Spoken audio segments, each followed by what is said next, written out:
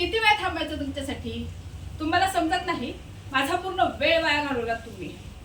वेळेचं महत्त्व तुम्हाला समजलं नाही ना, याचमुळे मी सोडून या घरात कोणाचीही प्रगती झालेली नाहीये.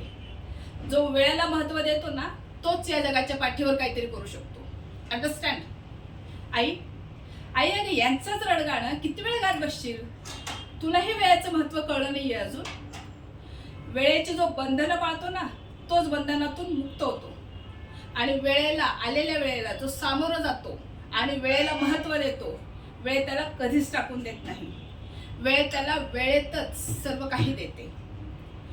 जे आयुष्यातल्या रडगाण्यांना जास्त महत्त्व देतात आणि वेळेला जास्त महत्त्व देत नाही ना, ते कायम रडत बसतात आणि त्यांच्या आयुष्याची सर्व गणितं चुकतात. आणि मग अशा काही दलदलीत फसतात की जिथून बाहेर पडू शकत नाहीत. आणि मग रडत बोलत बसतात, वेळेतच सर्व केलं असतं तर बरं झालं असतं.